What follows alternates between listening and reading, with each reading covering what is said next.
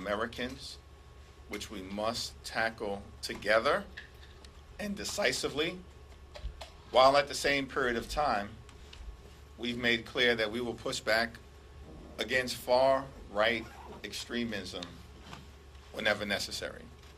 It has become increasingly apparent that many of my House Republican colleagues want to jam big tax cuts for the wealthy, the well-off, and the well-connected down the throats of the American people and try to pay for those tax cuts, which will not benefit everyday Americans, by cutting Social Security and Medicare. This is not a hypothetical, it's not hype, it's not hyperbole. It's happening before our very eyes because extreme MAGA Republicans in the House are telling us publicly and repeatedly that's exactly what they plan to do to the American people. House Democrats are clear. We will oppose any effort to end Social Security and Medicare as we know it. There is no mandate to take that type of aggressive action that will hurt working class Americans, and the American people will reject it, and House Democrats will work hard to stop it. Questions? Ali? Can you talk a little bit about the gavel jockeying that we're seeing within your caucus? It does seem like some younger members are being pretty open about the fact that they're challenging the way things previously have been done here. Well, House Democrats have clearly been in the midst of a generational transition, standing on the shoulders of Speaker Emerita Pelosi, Steny Hoyer, and Jim Clyburn, along with other longstanding members who we continue to revere. And as we prepare to organize for the 119th Congress, as is often the case and has been the case in the past, committee leadership challenges emerge. Let me also make clear that House Democrats continue to value the experience that many long-serving members of the caucus bring to the table, as evidenced by the fact that earlier today, unanimously, by acclamation, without any contest, Richie Neal was confirmed as the top Democrat on the Ways and Means Committee. Maxine Waters was confirmed as the top Democrat on the Foreign Financial Services Committee. Rosa DeLauro was confirmed as the top Democrat on the Appropriations Committee, and Frank Pallone was confirmed as the top Democrat on the Energy and Commerce Committee. So I wouldn't read too much into the fact that committee challenges have emerged in certain quarters, because the caucus tends to evaluate committee leadership on a case-by-case basis. And as evidenced by the results this morning, as it relates to 4 significant committees, the best members, who happen to be the most senior members to lead those committees, emerged at the top. Thanks. Go to this side. The party's been doing a number of listening sessions after the election. Those seem to have wrapped up. What do you hope to do with everything, all this information that you've absorbed from members? Well, our conversations with each other as part of our after-action analysis will continue to be ongoing and be candid, clear-eyed, and comprehensive, but at the same time constructive. What is clear in terms of what's emerged from the conversations to date is that it will be important for us to focus on driving down the high cost of living for everyday Americans, working class Americans, middle class Americans, and everyone in this country who aspires to be part of the middle class. Grocery prices, too high. Gas prices have been too high. Child care costs, too expensive. And housing costs, way too expensive, all across America. And the one narrative that clearly emerged from this election at the presidential level, House and Senate, is that the American people want us to work together to solve problems on their behalf, and in particular, drive down the high cost of living. Thanks. Second row. Thank you, Leader Jeffries. I want to go back quickly to the gavel races, particularly in the Ag Committee. Obviously, Ranking Member David Scott is a senior member of the CEC, a group that upholds seniority and one that you're a member of. I know that you have stayed neutral in this process, but do you think that other senior CEC members in the future could say that maybe you won't defend them since you haven't taken a position on this standing? I haven't had a single member of the Congressional Black Caucus express that concern to me. Many people outside of the party are now calling for rejuvenation of the party and pointing specifically to Alexandria Ocasio-Cortez. What do you feel about her role for the Democratic Party moving forward, and what must the party do to meet with this requirement for rejuvenation and get a new message out? We have many talented members within the House Democratic Caucus, and that, of course, includes both Jerry Conley and Alexandria Ocasio-Cortez. And what must you do to move forward and get a clearer message out? We're going to work together as part of our ongoing conversations with each other to make sure that we are decisively communicating with the American people. That effort is going to be led by the Democratic Policy and Communications Committee under the leadership of Debbie Dingell, along with Lori Trahan, Lauren Underwood, and Maxwell Frost. We're excited about what's ahead for the DPCC and our caucus-wide engagement, and making sure we more decisively communicate with the American people. Thanks. Thank you, Mr. Leader. Ranking Member Adam Smith put on a statement yesterday saying that he was voting against the NDAA, particularly because of anti-trans provision. Will you be supporting the NDAA, and how many House Democrats do you think will oppose the NDAA due to that particular provision? We're not whipping on the National Defense Authorization Act. It's a member-to-member, case-by-case analysis in terms of people making decisions as to what is the right thing to do. There's a lot of positive things in the National Defense Authorization Act that were negotiated in a bipartisan way, and there are some troubling provisions in a few areas as well. I haven't taken an official position yet. I'm still evaluating the four corners of the National Defense Authorization Act, and I'll make a decision in advance of going to the floor later on today. Go back to this side. Hi, thank you very much. So on the tax cuts for next year, Republicans are going to have a very narrow majority here. Are you concerned that they're going to come after any Democratic votes on this? Is the party of one mind on tax cuts, or is there some diversity in that? I think it's clear that with respect to certain areas of tax reform, including strengthening the child tax credit, strengthening the low-income housing tax credit, which is used to create affordable housing for low-income families and working families, and in some cases moderate-income families as well, along with restoring the state and local tax deduction, which was unnecessarily taken away by Republicans as part of the GOP tax scam in 2017, there's some common ground potentially to be found.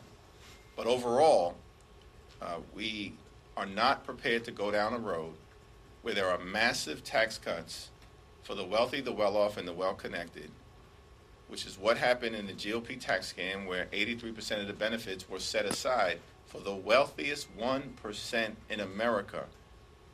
And every single Democrat in the House of Representatives voted against it.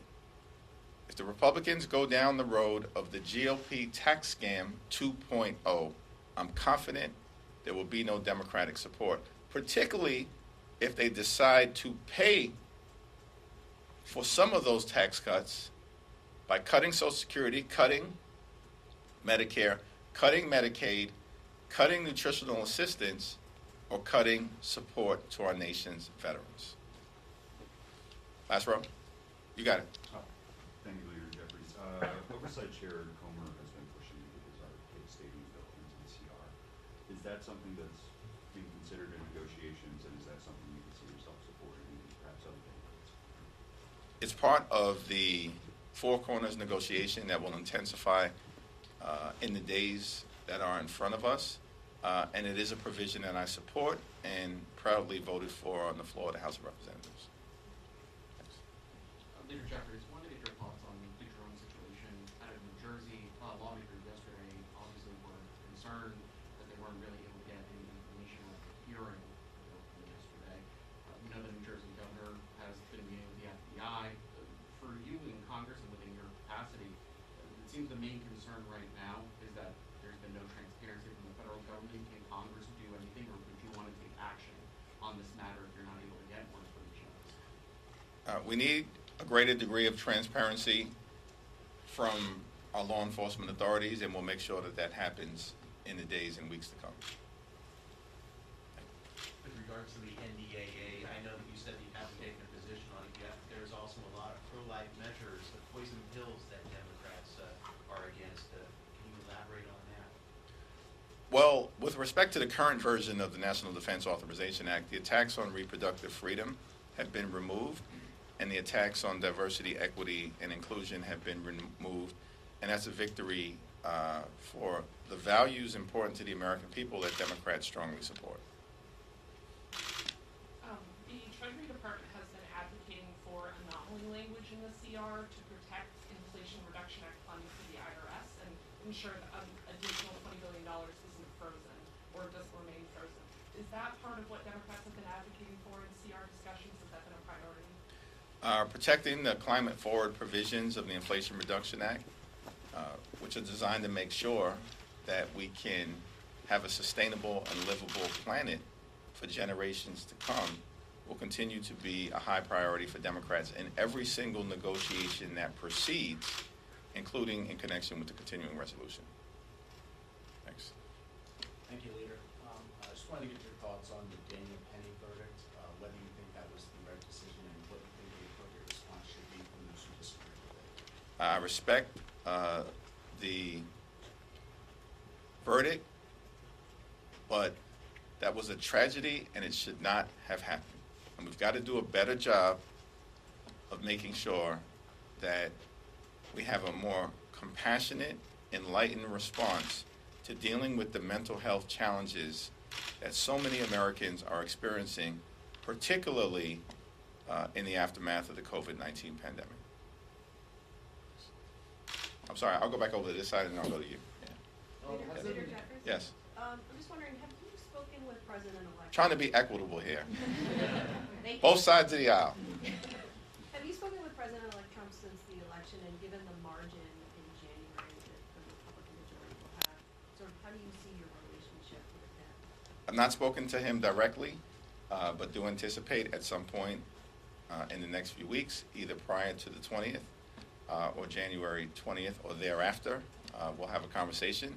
And as I've repeatedly and publicly indicated, we are prepared to find common ground with the incoming administration on any issue, particularly as it relates to the most decisive ones to emerge from this election, which in our view is to deal with the high cost of living. The American people are correct that the deck has been stacked against everyday Americans for decades in ways that undermine the ability for far too many Americans to access the American dream, which is when you work hard and play by the rules, you should be able to provide a comfortable living for yourself, for your family, purchase a home, educate your children, have access to high-quality health care, go on vacation with your family every now and then, and one day retire with grace and dignity. That's the American dream. It's out of reach for far too many people because the deck has been stacked against them for a wide variety of reasons, including the outsourcing of good-paying American jobs that have been going in the wrong direction, poorly negotiated trade deals, the dramatic decline in unionization, and the rise of automation, which has some consumer benefits but also costs the American people, particularly in the inner city, in small-town America, and in the heartland of America, good-paying jobs.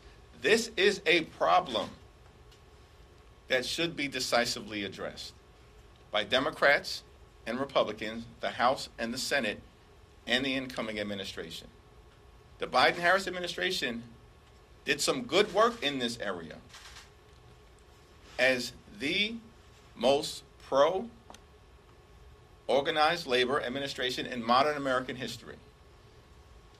And through the American Rescue Plan, saving the pensions of more than 1 million hardworking members of organized labor, the Infrastructure Investment and Jobs Act, bringing domestic manufacturing jobs back home through the CHIPS and Science Act, and of course standing up a clean energy economy and attaching prevailing wage requirements to that, along with driving down the high price of life-saving prescription drugs and taking effect on January 1st of next year, capping out-of-pocket costs for tens of millions of Americans who are on Medicare at $2,000 a year. That's game-changing and will bring costs down.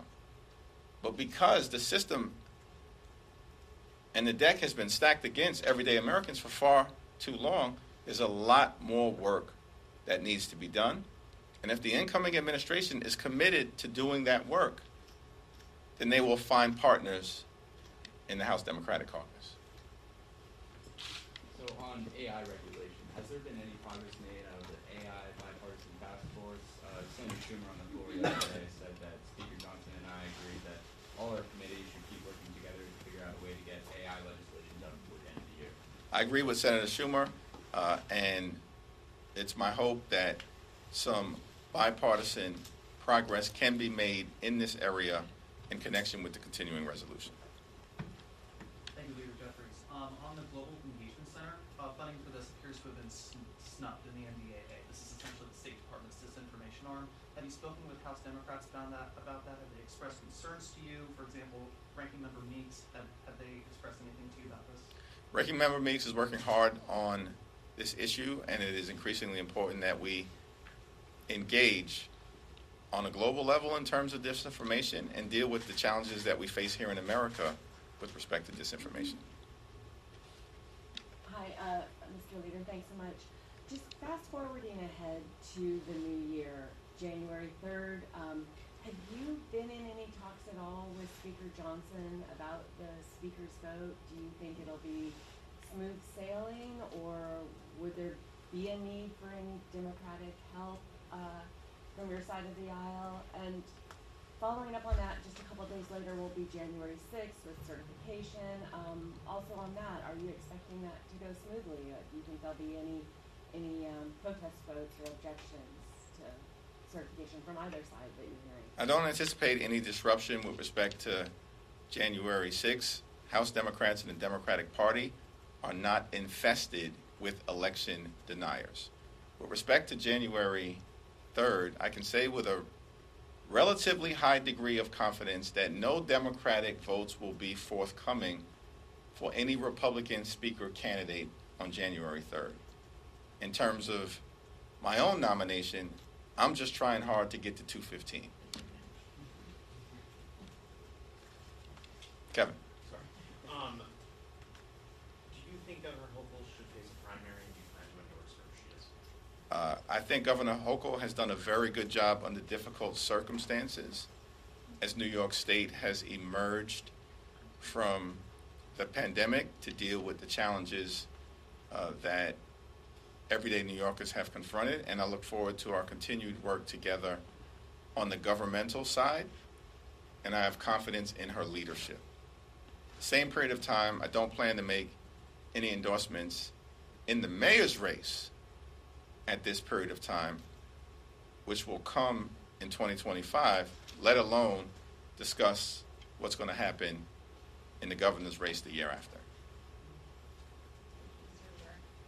Have you been briefed on the incident with Representative Mace yesterday? She wrote on Twitter on X that she was accosted by a transgender rights activist. What do you make of that, and what do you make of the temperature right now in terms of potential threats? I have not been briefed on the incident, but have made clear that members of Congress should be provided maximum protection as we move forward in this environment of intensifying political violence. No member of Congress should be accosted or assaulted or attacked based on their political beliefs. This is a democratic, free society.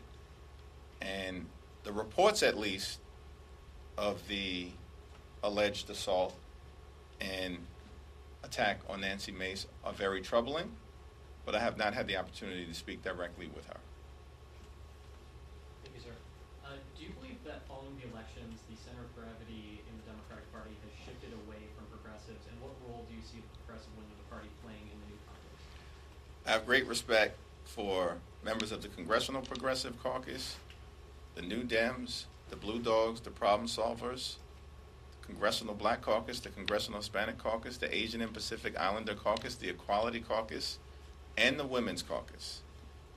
We, as House Democrats, authentically and most closely represent the hopes, the dreams, the aspirations, the fears, the concerns, the anxieties, the life experiences, and the passions of the American people, consistent with what the framers designed the House to be in our democracy.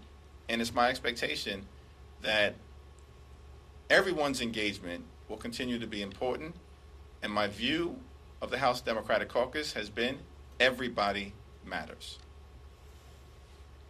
Thanks, Leader Jeffries. When you look at the post-election map, you have, blue on the coast, and then you have this enormous sea of red that's practically the entirety of the rest of the country. Those are the voters that your members of your caucus are saying Democrats desperately need to find a way to win over. And yet, your leadership team is all the coast. The ranking members that you just named are all the coast. The head of the CBC, the CHC, KPAC, they're not just the coast, they're all from New York City. How are you going to speak to the middle of the country if your entire leadership team is from elsewhere? Well, I think the House Democratic Caucus is broadly reflective of many parts of the country, and there's no circumstance where we would be at 215 incoming members if that, in fact, weren't the case. If it was just a caucus that was dominated by members from New York and California, we'd be less than 100. The last time that Donald Trump took office, there were 241 Republicans in the House of Representatives in January of 2017 and 194 Democrats. We're entering into a Congress that will be evenly divided, notwithstanding the extreme partisan gerrymandering in North Carolina, which handed them the majority. Now, we look forward to working as hard as we can to win seats back in Michigan and Pennsylvania and deal with the extreme partisan gerrymandering that has created complications in places like Wisconsin. But we're not going to give up on the heartland of America when it's our policies and our values that are consistent with making life better for people who live in the heartland of America. I also think that it's not an entirely comprehensive take to look at the election results, particularly at the statewide level, and suggest that Democrats are a coastal party. There are 7 presidential battleground states. 7. Georgia had no statewide elections, meaning with respect to statewide elections outside of the presidential contest, there are 6 battleground states, which everyone agrees broadly reflects where the American people perhaps are at in terms of swing voters. 6, not including Georgia. Senator Casey was unfortunately defeated in Pennsylvania, and more than $100 million in outside money was spent against him, but he was defeated. That's 1 presidential state in terms of the battleground. What happened in the other 5? Well, in North Carolina, notwithstanding the fact that Donald Trump won at the presidential level, Democrats won the governor's race, the lieutenant governor's race, the attorney general race, the secretary of state race, and the state Supreme Court in North Carolina on that very same day that Donald Trump won the presidential election. Are we on the run in the state of North Carolina? What happened in Wisconsin? On the same day that Donald Trump won at the presidential level, Tammy Baldwin was reelected. Are we on the run in Wisconsin, in the heartland of the United States of America, when Tammy Baldwin won with a Republican president winning at the top of the ticket? What happened in Michigan? Another heartland state. Alyssa Slotkin won the Senate seat and is on her way to the United States Senate. Are we on the run in the heartland state of Michigan? What happened in Nevada? Donald Trump wins the presidential election, but on the same day, same set of voters, Jackie Rosen is reelected to the United States Senate. Are we on the run in Nevada? And in Arizona, and by the way, in Nevada, all three House Democratic incumbents reelected. And in Arizona, Donald Trump wins somewhat convincingly at the presidential level. But Ruben Gallego is on his way to the United States Senate. Same day, same set of voters, same election. So there were 6 battleground states that had statewide elections outside of the presidential election. Democrats swept 5 and only lost in Pennsylvania. That doesn't sound to me like we need a complete makeover. Thanks, everyone. Thank you.